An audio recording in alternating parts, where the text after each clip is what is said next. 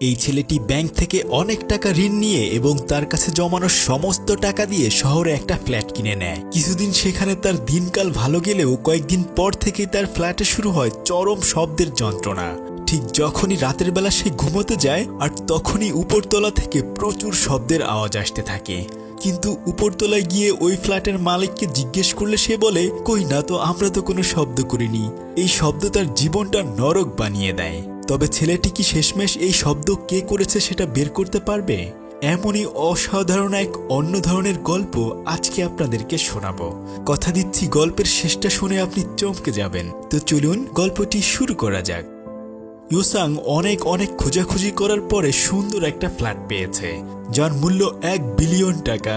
সে যখন অফিসে যাচ্ছিল আর তখনই তার মোবাইলে ওই ফ্ল্যাটের মালিকের নম্বর থেকে কল আসে। তাই জরুরি সে ওই ফ্ল্যাটের মালিকের সাথে দেখা করার জন্য বাস থেকে নেমে দৌড়াতে থাকে। কিন্তু যখন সে কন্ট্রাক্টে সাইন করবে তখন দেখতে পায় যে ফ্ল্যাটের মূল্য আরো 10 লাখ টাকা বাড়িয়ে দেওয়া হয়েছে। ইউসাং তখন তাকে বলে যে এই অল্প সময়ের মধ্যেই আপনি এত টাকা বাড়িয়ে দিলেন।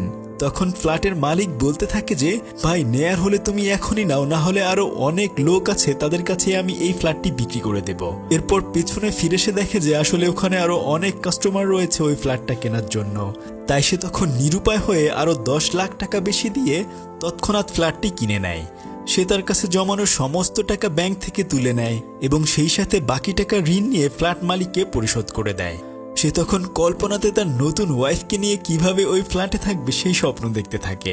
এরপর বেশ কয়েকটা দিন পেরিয়ে যায়। এখন সে ওই নতুন ফ্ল্যাটে উঠে গিয়েছে। বৃষ্টি স্নাত এক রাতের বেলায় দেখা যায় যে তার পুরো রুম সে একদম অগোছালো করে রেখেছে, আর সে ফ্লোরের উপর টান হয়ে শুয়ে আছে। আর ঠিক তখনই তার মোবাইল ভাইব্রেট করতে থাকে। ঘুম থেকে উঠে সে মোবাইল হাতে নিয়ে দেখে যে তখন রাত 4:30 বাজে, কিন্তু তার মোবাইলে তো কোনোই কল আসেনি। আসলে উপরতলা থেকে এই ভাইব্রেশনের শব্দ আসছিল। কিছুক্ষণ পরে সে ঘুমাতে চেষ্টা করলেও উপরতলা থেকে ফার্নিচার টানার শব্দে সে আর ঘুমাতে পারে না। বেচারা এভাবে সারা রাত জেগে থাকে। পরদিন সকালবেলা সে অফিসের দিকে রওনা হলে মোবাইলে খবর দেখতে পায় যে কোরিয়ার সিউল শহরের ঘরের দাম অনেক কমে যাচ্ছে। বেচারা মাত্রই এত দাম দিয়ে একটা ফ্ল্যাট কিনলো, কিন্তু তার দাম এখনই অনেকটা কমে যায়। সে অফিসে এসে কিভাবে এত টাকা লোন শোধ করবে সেই কথা ভাবতে থাকে। তবে তাদেরই অফিসের একজন কলিগ ক্রিপ্টোতে ইনভেস্ট করে অনেক টাকা লাভ করে ফেলেছে। তখন সেই কলিগটি উসংকে এসে বলতে থাকে, যদি তুমিও তোমার সমস্ত টাকা ক্রিপ্টোতে ইনভেস্ট করতে তাহলে অনেক লাভ করতে পারতে। এই কথা শুনে বেচারার মন আরো বেশি খারাপ হয়ে যায়। অফিসের ব্রেক টাইমে সে বাইরে এসে বৃষ্টির ভেতর একা একা দাঁড়িয়ে থাকে। আর এর কিছুক্ষণ পরে তার বন্ধু এসে তাকে একটা সিগারেট দিয়ে বলতে থাকে যে আরে এত চিন্তা করিস না, সবকিছু ঠিক হয়ে যাবে। আর তোর চেহারার এই অবস্থা কেন রে? ইউসং তখন বলে যে আরে বলিস না রে ভাই, আমি নতুন ফ্ল্যাটে শান্তিতে ঘুমাতে পারি না। উপরতলার ভাড়াটিয়ারা প্রচুর শব্দ করে। তো বল তোর ট্রেডিং এর কি অবস্থা? আসলে ইউসাং এর বন্ধু ক্রিপ্টোতে ইনভেস্ট করেছে, কিন্তু সে বেশি একটা লাভ করতে পারেনি। এখন দুজন দাঁড়িয়ে দাঁড়িয়ে তাদের এই দুঃখের কথা বলতে থাকে। যাই হোক, সারাদিনের অফিস শেষ করে রাতের বেলায় ওসাং তার 1401 নম্বর অ্যাপার্টমেন্টে ফিরে আসে। কিন্তু সে তার দরজার সামনে কিছু স্টিকি নোট দেখতে পায়। তার নিচতলার ভাড়াটিয়ারা নোট রেখে গেছে যে তার ছোট ছোট দুটো বাচ্চা স্কুলে পড়ে। যদি সে এত সাউন্ড করে তাহলে তাদের পড়াশোনায় ডিস্টার্ব হয়। কিন্তু উসাং নিজেই তো এই যন্ত্রণায় আছে, তাই সে তখন রাগে সেগুলো টেনে তুলে ফেলে রুমে চলে যায়। আর দূরে দাঁড়িয়ে দাঁড়িয়ে একজন মানুষ এই সব কিছু খেয়াল রাখছিল। উসাং ফ্রেশ হয়ে বাড়ির কেয়ারটেকারকে কল করে বলে যে আমার ফ্ল্যাটের উপর ফ্ল্যাটের পরিবার রাতের বেলায় অনেক বেশি শব্দ করে, সেজন্য আমি খুব ভালো মতো ঘুমাতে পারি না। কিন্তু নিচের ফ্ল্যাটের পরিবার এসে আমার এখানে কমপ্লেইন করে গিয়েছে, আপনি একটু দয়া করে বিষয়টা সমাধান করে দিন। তখন কেয়ারটেকার বলে যে আপনি চিন্তা করবেন না, আমি কিছুক্ষণের মধ্যেই উপরে গিয়ে শব্দ করার জন্য নিষেধ করে আসব। উসং এরপর বৃষ্টির ভেতর একটা সাইকেল নিয়ে বাইরে বেরিয়ে পড়ে। আসলে এখন সে এত টাকার দেনায় ডুবে রয়েছে যে তা আর তার চাকরির বেতনে হচ্ছে না, তাই সে ফুড ডেলিভারির কাজ শুরু করে দিয়েছে। ঝড় বৃষ্টি উপেক্ষা করে মানুষের দুয়ারে দুয়ারে সে পার্সেল ডেলিভারি করে আসে। মাঝরাত পর্যন্ত কাজ করে সে বাসায় এসে দরজায় আবার সেই স্টিকি নোটগুলো দেখতে পায়। বেচারা কোনো কিছু না বলে রুমে গিয়ে ফ্রেশ হয়ে মোবাইল হাতে নিয়ে খবর দেখতে থাকে। আসলে এই ফ্ল্যাট কেনার পর থেকেই বাকি ফ্ল্যাটের দাম কমতে শুরু করেছে। এরপর সে ঘুমিয়ে যায়, কিন্তু প্রায় রাত 4:30টার দিকে তার মোবাইলে ভাইব্রেট করতে থাকে। সেভাবে হয়তো কেউ তাকে কল দিয়েছে, কিন্তু গ্লাস ফাটা মোবাইলটা হাতে নিয়ে এসে দেখে যে আসলে তার মোবাইলে কলই আসেনি, বরং তার উপরতলায় হয়তো কারো মোবাইলে কল এসেছে এবং সেটা শব্দই তার কানে এসেছে। আর তখন তার দরজায় কেউ একজন নক করে। সে ভয়ে ভয়ে যখন তার দরজার ডিসপ্লেতে তাকায় তখন সে দেখতে পায় যে একজন মহিলা দাঁড়িয়ে রয়েছে। ওই মহিলা তখন বলতে থাকে, আমি তোমার দরজায় ওই স্টিকি নোটগুলো লাগিয়েছিলাম। ইউসাং দরজা খোলার সাথে সাথেই মহিলাটি ধাক্কা লেগে পড়ে যায়। সে তখন এর জন্য তার কাছে ক্ষমা চেয়ে নেয়। তবে মহিলাটি তাকে বলতে থাকে যে, দেখো আমার ছোট ছোট দুটো বাচ্চা রয়েছে, তুমি এত শব্দ করলে আমার বাচ্চাগুলো পড়তে পারে না, তাই তুমি দয়া করে শব্দ করো না। সে তখন ঘুমন্ত চোখে বলতে থাকে, বিশ্বাস করুন আমি শব্দ করিনি, বরং উপরতলা থেকে শব্দ আসছে। কিন্তু ওই মহিলা তখন তাকে বলতে থাকে যে, আমার তো মনে হয় তুমি এরকম শব্দ করো। ইউসং তখন বলে যে, শব্দের কারণে আমি নিজেই ঘুমাতে পারছি না। এই বলে সে যখন রুমের ভেতরে ঢুকে যায় তখন ওই মহিলা দরজায় হাত দিয়ে টেনে ধরে বলতে থাকে যে, যখনই তুমি তোমার রুমে আসো আর তখনই শব্দ শুরু হয়ে যায়। যদি তুমি শব্দ বন্ধ না করো তাহলে আমার হাজবেন্ড এসে তোমার অবস্থা খারাপ করে দেবে। ওসাং এটা শুনে একটু ভয় পেয়ে যায়। ওই মহিলা জোর করেই তখন তার রুমের ভেতরে ঢুকে পড়ে এটা দেখার জন্য যে কোথা থেকে শব্দ হচ্ছে। মহিলা তখন বলে, কই তুমি তো বললে উপরতলা থেকে শব্দ হচ্ছে, এখন তো কোনো শব্দ হচ্ছে না, তাহলে নিশ্চয়ই তুমি নিজেই শব্দ করেছ। আর শব্দ না করার জন্য সে তখন তাকে থ্রেট দিয়ে ওখান থেকে চলে যায়। আর সে যাওয়ার সাথে সাথে আবারও ফার্নিচার টানাটানি শব্দ শুরু হয়ে যায়। এবার ওসং নিজেই রাগ করায় উপরতলায় গিয়ে কলিং বেল দিতে থাকে। আর তখন জিনহো নামে একজন দরজা খুললে ওসাং তাকে বলে যে, ভাই আপনার ফ্ল্যাট থেকে প্রচুর শব্দ হওয়ার কারণে আমি ঘুমাতে পারি না, দয়া করে কি শব্দ বন্ধ করবেন। কিন্তু জিনহো তখন তাকে বলে যে, আমি তো শব্দ করিনি, এমনকি আমি নিজেই শব্দের কারণে ঘুমাতে পারছি না, হয়তো উপরতলার কেউ শব্দ করছে। উসাং তখন তার উপরতলায় গিয়ে দেখে যে ওই ভাড়াটিয়া তখন মাত্র কাজের জন্য বাইরে বের হয়ে যাচ্ছে। আর সে তখন বলে যে, আমাদের বাসায় তো সাউন্ড প্রুফ ফোম লাগানো রয়েছে, তাছাড়া আমি কোনো শব্দ করিনি, আমি নিজেও উপরতলার শব্দের কারণে যন্ত্রণায় আছি। ইউসাং আসলে বুঝতেই পারে না যে কে এই শব্দগুলো করছে। সে এর শেষটা দেখতে চায়, তাই সে আরও একতলা উপরে 1701 নম্বর ফ্ল্যাটে গিয়ে কলিং বেল দেয়। তখন তাদের রুমে একজন বৃদ্ধ লোক বের হয়ে আসে। উসং তখন তাকে বলে যে, আপনার ফ্ল্যাট থেকে অনেক বেশি শব্দ হয়, সেই কারণে নিচতলার মানুষজন ঘুমাতে পারে না। তখন ওই লোকটি বলে যে, কি বলছো তুমি এসব, আমি তো নিজেই ভালো করে হাঁটতে পারি না, আর তাছাড়া আমি শব্দ কিভাবে করব। বৃদ্ধ লোকটি তখন তাকে ধমক দিয়ে বলে যে, এভাবে আমার কাছে না এসে বরং এই সোসাইটির সেক্রেটারির কাছে গিয়ে তুমি নালিশ করে এসো। বেচারা তখন নিরুপায় হয়ে উপরে চলে যায়। আর তখন ওই ফ্লোর থেকে একজন মহিলা বের হয়ে আসে। আসলে এই মহিলা এই পুরো বিল্ডিংটা দেখাশোনা করে রাখে। সে তখন উসংকে বলতে থাকে যে এই বিল্ডিংটা এমনভাবে বানানো হয়েছে যে আসলে বোঝারই উপায় নাই যে কোথা থেকে শব্দ হচ্ছে, নিচতলা থেকে নাকি উপরতলা থেকে। ইউসং তখন তাকে বলে যে, আমার নিচতলার ভাড়াটিয়ারা কিছুদিন ধরে আমার রুমের সামনে স্টিকি নোট লাগিয়ে রাখছে, তারা মনে করে আমি শব্দ করি, কিন্তু আসলে আমি তো শব্দই করিনি। তখন সেক্রেটারি মহিলা বলে যে, তোমার রুমের নিচে 1301 নম্বর রুমের ফ্ল্যাটের মালিক আমি নিজেই, আর 2 মাস পরে লিজ শেষ হয়ে গেলে ওনাদেরকে ওখান থেকে তাড়িয়ে দেব, আপাতত তুমি একটু কোনোভাবে অ্যাডজাস্ট করে নাও। এই বলে সে তাকে কিছু টাকা দেয়। যেহেতু তার নিজের কাছেও এখন বেশি একটা টাকা ছিল না, সে তখন ওই টাকাগুলো নিয়ে খুশি মনে তার ফ্ল্যাটে চলে আসে। কিন্তু সে তার রুমের সামনে এসে দেখে যে তার সাইকেলের টায়ার কেউ পাংচার করে দিয়েছে। এরপর সকালবেলা অফিসে এসে তারা 2 বন্ধু গল্প করতে থাকে। তখন তার বন্ধু তাকে বলে যে, ভাই আমি একটা জোশ কয়েনের খবর পেয়েছি, যদি আমরা ওই কয়েনে 100 টাকা ইনভেস্ট করি তাহলে 800% ব্যাক পাবো, অর্থাৎ আমাদের 100 টাকা 800 টাকা হয়ে যাবে। আর আগামী 15ই আগস্ট এমনটা হবে আমি খোঁজ নিয়ে জানতে পেরেছি। তবে তুই যদি এই কয়েনে ইনভেস্ট করিস তাহলে 1 রাতের মধ্যেই তোর ঘাড়ে ফ্ল্যাটের যত দেনা রয়েছে সব তুই পরিশোধ করে দিতে পারবি। ইউসাং আসলে এই ট্রেডিং একদমই বিশ্বাস করে না, তাই সে তার বন্ধুকে মানা করে দেয়। কিন্তু কিছুক্ষণ পরে ব্যাংক থেকে তার মোবাইলে কিস্তির SMS আসতে থাকে। রাতের বেলা সে আবারও ডেলিভারির কাজ শুরু করে দেয়। তখন সে মোবাইল খুলে ওই কয়েনটি চেক করে দেখে যে আস্তে আস্তে আসলে এই কয়েনের দাম বাড়তে শুরু করেছে। কিন্তু সে তার লোভ কোনো মতে ফিরিয়ে নেয়। তবে সে যখন আর একটা বাসায় ফুড ডেলিভারি দিতে যায় তখন সে অ্যাক্সিডেন্ট করে পড়ে যায়। বেচারা এবার খুবই রেগে যায়। তখন সে মোবাইল হাতে নিয়ে দেখে যে সেই কয়েনটার দাম আস্তে আস্তে করে আরও বাড়তে শুরু করেছে। এবার সে মনে মনে ঠিক করে ফেলে যে সে ক্রিপ্টোতে ইনভেস্ট করবে। সে তার বন্ধুকে কল দিয়ে তখন বলে যে, তুই কি শিওর এখানে ইনভেস্ট করলে আমি 800% প্রফিট করতে পারবো? তার বন্ধু তখন তাকে বলে যে, হ্যাঁ ভাই আমি শিওর। উসাং তখন তার ফ্ল্যাট বিক্রি করার জন্য চলে যায়।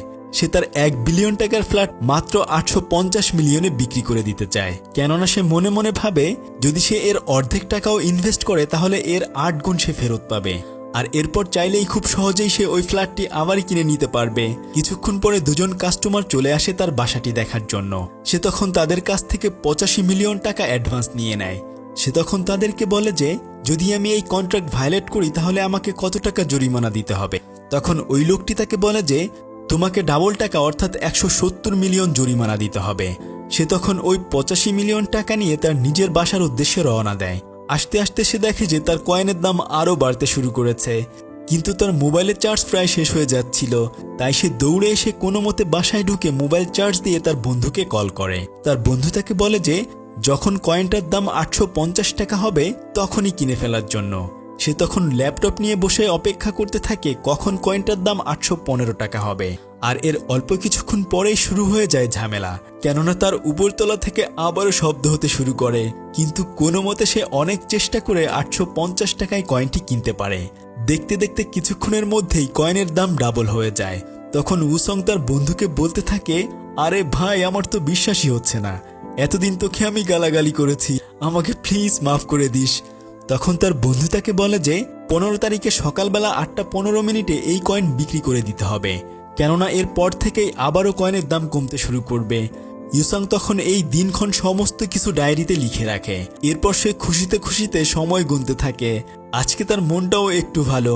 সে অনেক দিন পরে তার রুমটা ভালো করে পরিষ্কার করে নেয়। এরপর গোসল টোসল করে মোবাইল হাতে নিয়ে বসে পড়ে কয়েনের দাম দেখার জন্য। আর এভাবে সে ঘুমিয়ে পড়ে। কিন্তু মাঝরাতে আবার উপরতলা জিন হয়ে সে তার রুমে নক করে চেক করতে চায় যে এই শব্দ আসলে উসাংয়ের রুম থেকে আসছে কিনা। কিন্তু সে নিজেও দেখে যে তখন কোনো শব্দ হচ্ছে না। ইউসাং তখন বলে যে ভাই, তুমি বিশ্বাস করো আমি শব্দ করিনি। কিন্তু জিনহো তাকে থ্রেট দিয়ে চলে যায়। আর এর কিছুক্ষণ পরে আবারও ওই শব্দ শুরু হয়ে যায়। ইউসাং তখন মনে করে নিচতলা থেকে শব্দ হচ্ছে, তাই সে রাগে দুঃখে ফ্লোরে কিল ঘুষি দিতে থাকে। আর এর কিছুক্ষণ পরে সে জানালায় খেয়াল করে যে কেউ একজন ক্যামেরা দিয়ে তার সমস্ত কিছু রেকর্ড করে নিচ্ছে। কে সবকিছু ভিডিও করছে এটা দেখতে সে বাইরে আসলে দেখে যে তার পাশের ফ্ল্যাটের একটা মেয়ে ওখানে দাঁড়িয়ে রয়েছে। তখন ওই মেয়েটিও তাকে বলে যে শব্দ না করার জন্য। আসলে সে তো নিজেই কোনো শব্দ করছে না, তাই বেচারা তখন নিরুপায় হয়ে ঘুমাতে না পেরে বাইরে এসে দাঁড়িয়ে থাকে। আর তখন একজন লোক এসে তাকে উল্টা থ্রেট দিয়ে যায় যে যেন সে উপরতলায় আর শব্দ না করে। বেচারা তো আসলে কিছুই বুঝতে পারছে না যে তার সাথে আসলে কি বা হচ্ছে। তবে কিছুক্ষণ পরে ওই লোকটির সাথে আবার তার সাথে লিফটে দেখা হয়ে যায়। এই লোকটি আসলে নিচতলা ওই ভাড়াটিয়ার হাজবেন্ড। যাই হোক, তবে সে তখন নিরুপায় হয়ে আবার শুয়ে পড়ে। কিন্তু এরপরে শব্দ আরো বেশি হতে থাকে। এভাবে পরের রাতেও এমন বিদঘুটে শব্দ হতে থাকে। এমন শব্দের কারণে সে প্রায় পাগল হয়ে যাচ্ছে। তাই সে হ্যালোসিনেট করতে থাকে, কিন্তু তার কয়েনের দাম হু হু করে বাড়তে থাকে। তাই এসব কোনো কিছুতে সে কান না দিয়ে বরং একটা মেডিসিন খেয়ে ঘুমিয়ে পড়ে। কিন্তু আজকে রাতের বেলায় এত বেশি শব্দ হয় যে তার ধৈর্যের বাঁধ একদম ভেঙে যায়। সে তখন রাগ করে তার ফ্লোরে একটা কাঠের হাতুড়ি নিয়ে মারতে থাকে। যদিও আজকে সকালে 8:15 তার কয়েন বিক্রি করতে হবে, কিন্তু সকাল হওয়ার সাথে সাথে সে খেয়াল করে যে তাদের বিল্ডিংয়ের যত ভাড়াটিয়া আছে সবাই তার রুমের সামনে সে কমপ্লেন করছে যে যখনই তুমি ঘরের ভেতরে থাকো তখনই এই বিল্ডিংয়ে সাউন্ড হতে থাকে। আর এর কিছুক্ষণ পরে ওই বাসার সেক্রেটারি মহিলা এসে তাদের সবাইকে থামিয়ে দেয়। তখন ইউসং বলে যে যদি আমার নিচতলার বাসা চেক করা যায় তাহলেই তো আমরা খুঁজে পাবো আসলে কার রুম থেকে শব্দ হচ্ছে। তখন ওখানকার বাকি সবাই বলতে থাকে যে তাহলে তোমার বাসা থেকেই আগে আমরা খুঁজতে শুরু করি। সেক্রেটারি মহিলা তখন তার বাসায় খোঁজ করার জন্য বলে।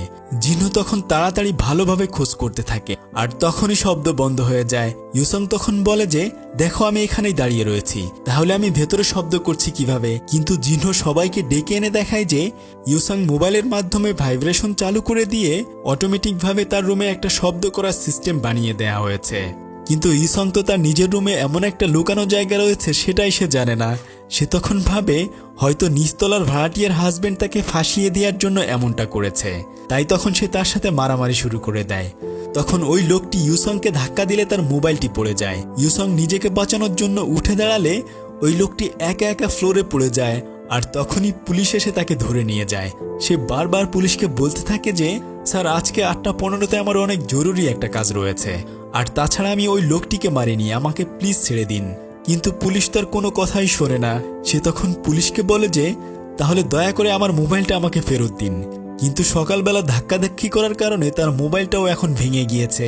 আসলে যদি এখন সে তার কয়েন বিক্রি করতে না পারে তাহলে সেগুলোর দাম আবার কমে যাবে। বেচারা এবার একদমই মাইন্ডকার চিপায় পড়ে যায়। তাই সে বুদ্ধি করে তখন বাথরুমের কথা বলে ওখান থেকে বাইরে পালিয়ে যেতে চায়। কিন্তু পুলিশরা তখন তাকে ধরে ফেলে। তখন সে খেয়াল করে যে ওই পুলিশ স্টেশনে একটা কম্পিউটার রয়েছে। তাই সে অনেক কষ্ট করে পুলিশদেরকে ফাঁকি দিয়ে ওই কম্পিউটার রুমে গিয়ে তার আইডিতে লগ ইন করে দেখে যে আরে তার তো অনেক অনেক লাভ হয়ে গেছে। কিন্তু যখন সে ওই কয়েন বিক্রি করবে আর তখনই পুলিশরা ওখানে চলে আসে। সে কোনোভাবেই সেল নাওয়ে ক্লিক করতে পারছিল না।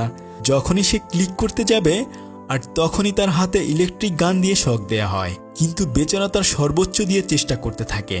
এখন তো তার হাতটাও কাজ করছে না। অনেক কষ্টে সে প্রায় বিক্রি করেই দিতে যাবে আর তখনই একজন পুলিশ এসে কম্পিউটারের কেবল খুলে দেয়। আর তখন সে জ্ঞান হারিয়ে ওখানে পড়ে যায়।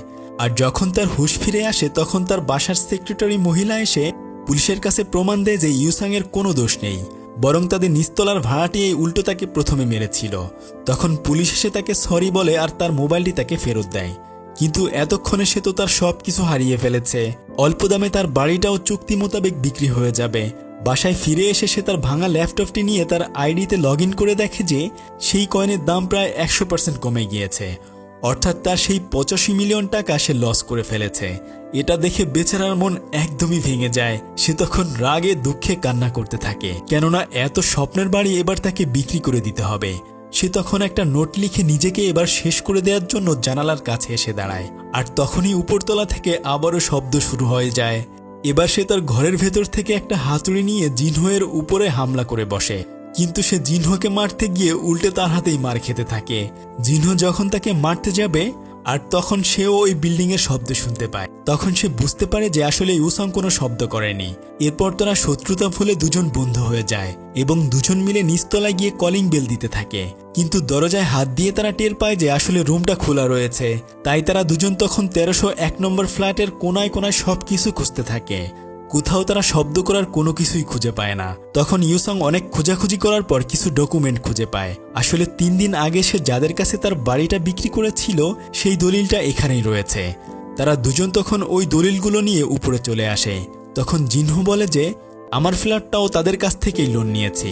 তারা তখন বুঝতে পারে যে আসলে 1301, 1401 এবং 1501 এই 3টি অ্যাপার্টমেন্টের মালিকই একজন। তখন তারা আরো ভালো করে বুঝে যে যদি এভাবে শব্দ করে প্রত্যেকটা ভাড়াটিয়াকে এখান থেকে বের করে দেয়া যায় তাহলে তো ওই বাড়িওয়ালারই লাভ, কেননা সে অল্প দামে তাদের কাছ থেকে সমস্ত ফ্ল্যাটগুলো কিনে রাখতে পারবে।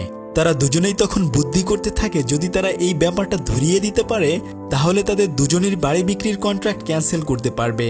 তারা তখন মনে করে হয়তো নিশ্চয় ওই সেক্রেটারি মহিলা এর পেছনে রয়েছে। আর এর কিছুক্ষণ পরে ওই সেক্রেটারি মহিলা ইউসাংকে কল করে তার রুমে ডেকে নেয় কালকের ঝামেলার ব্যাপারে কথা বলার জন্য।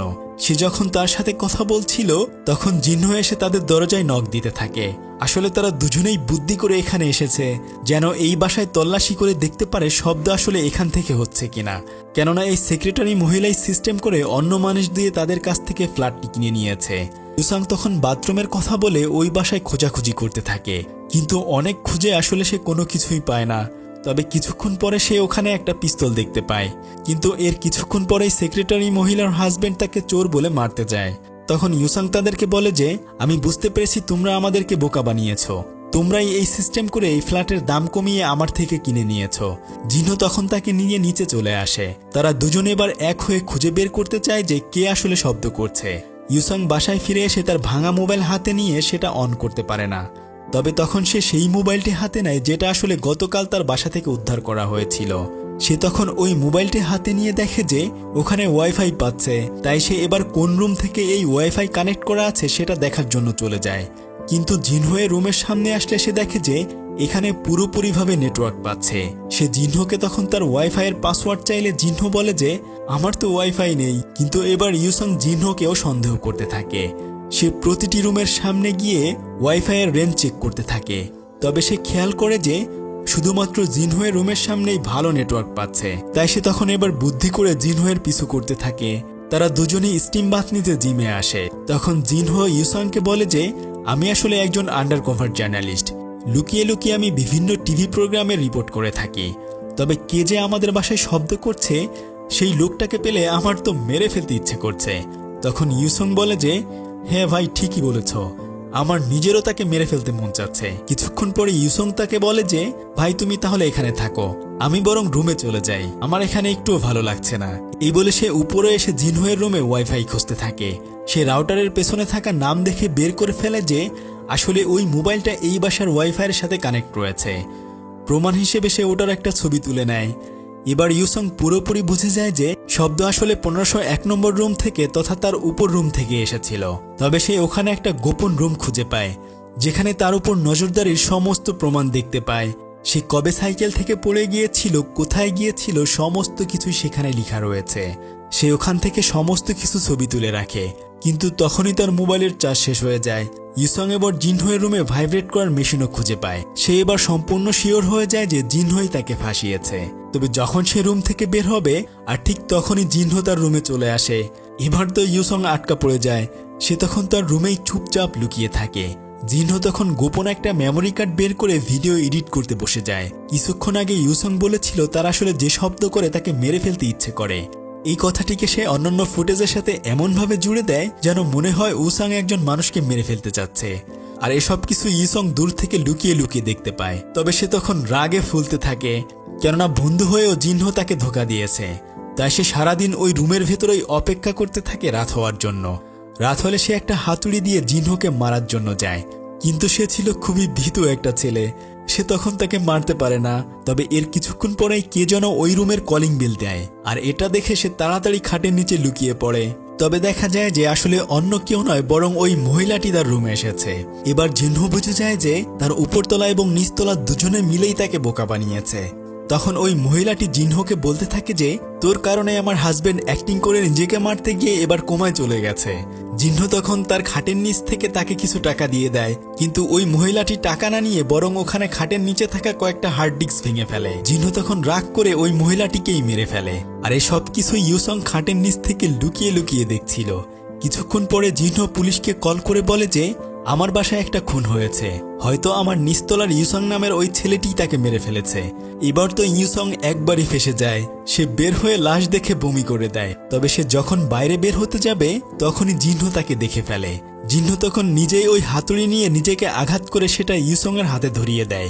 এরপর সে তাকে বলতে থাকে যে আমি সাক্ষী দেব তুই ওই মহিলাকে মেরে আমাকেও মেরেছিস।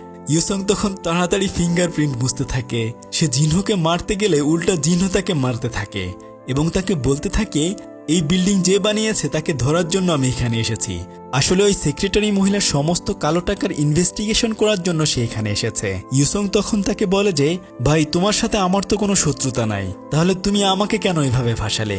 জিনহো আসলে যদি কোনোভাবে এই রিপোর্ট তৈরি করে ওই মহিলার মুখোশ খুলে দিতে পারে তাহলে সে অনেক বেশি পপুলার হয়ে যাবে, কিন্তু ইউসাংকেও যদি মেরে ফেলা হয় তাহলে ওই মহিলার ঘাড়েই সমস্ত দোষ পড়বে। তাই সে তখন ইউসাংকে মারতে চায়, কিন্তু ইউসাং তখন তাকে বলে যে আমাকে মেরো না, বরং আমরা দুজন মিলে ওই মহিলার সমস্ত খবর বের করে আনবো আর এই লাশটা গায়েব করতেও তোমাকে সাহায্য করব। এরপর তারা দুজন মিলে ওই লাশটা নিয়ে বের হয়ে পড়ে। ওই মহিলার ফ্ল্যাটের ভেতরেই রান্নাঘরে তারা লাশটিকে রেখে গ্যাসের লাইন কেটে দেয়। এরপর তারা দুজন মিলে ওই সেক্রেটারি মহিলা এবং তার হাজব্যান্ডকে বন্দি করে নেয়। জিনহো তখন ওই মহিলাকে বলে যে তুমি যখন অ্যাডভোকেট ছিলে তখন তোমার কারণেই একটা খারাপ বিল্ডিং বানানো হয়েছিল, আর সেটার রিপোর্ট আমিই করেছিলাম, কিন্তু তোমার কারণেই আমার এতদিনের পরিশ্রম নষ্ট হয়ে যায়। সেই থেকে আমি তোমাকে ফলো করতে করতে এখানে এসেছি। আর তাছাড়া আমি জানি তোমার কাছে সেই ব্ল্যাক মানির অ্যাকাউন্ট বই রয়েছে, যেখানে ওই বিল্ডিং বানানোর সময় কে কে শহরে দুর্নীতি করেছে তার তালিকা আছে। আমি সেটা নেয়ার জন্য এখানে এসেছি। কিন্তু ওই মহিলা বলে যে আমার কাছে এমন কোনো কিছুই নাই। জিনহো তখন ওই ব্ল্যাক মানির অ্যাকাউন্ট বই খুঁজতে থাকে। এই ফাঁকে ওই মহিলা ইউসংকে বলতে থাকে যে আমি জানি তুমি ইচ্ছে করে এখানে আসোনি, নিশ্চয়ই জিনহো তোমাকে ফাঁসিয়েছে। ইউসং তখন তাকে বলে যে জিনহো নিচের ফ্লোরের মহিলাকে মেরে আমাকে ফাঁসিয়ে দিয়েছে। তখন ওই মহিলা তাকে বলে যে যদি তুমি এখন আমাকে বাঁচিয়ে নাও তাহলে তোমার অ্যাপার্টমেন্টের সমস্ত ঋণ আমি পরিশোধ করে দেব। এই কথা শুনে ইউসং তাকে সাহায্য করতে চায়।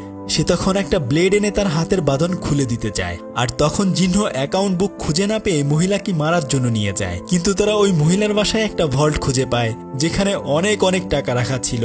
মহিলাটি তখন বলতে থাকে যে আমাকে মাফ করে দাও, আমি ওই কনস্ট্রাকশন থেকে ঘুষ নিয়েছিলাম।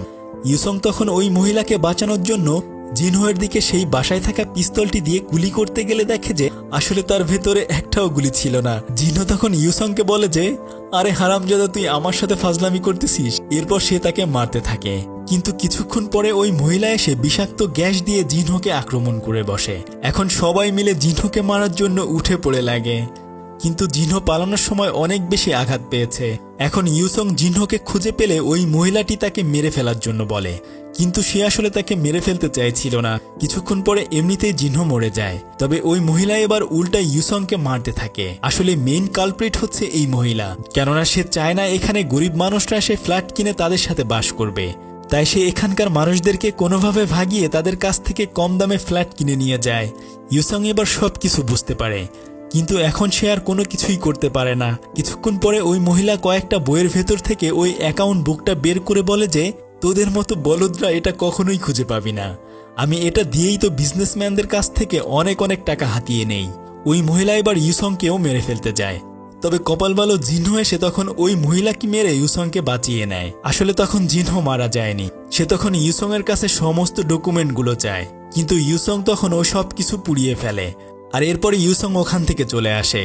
আর এর কিছুক্ষণ পরে সেই গ্যাস ব্লাস্ট হয়ে তারা সবাই মারা যায় এবং হাসপাতালে ইউসং এর হুঁশ ফিরে আসে। এবার সে তো সবকিছুই হারিয়ে ফেলেছে, তাই সে তার মায়ের সাথে করে শহর থেকে গ্রামে চলে আসে এবং তার মা তাকে বলে যে, বাবা তোর আর ওখানে ফিরে যেতে হবে না, বরং তুই এখানে থাক, আমি তোর সমস্ত খেয়াল রাখবো।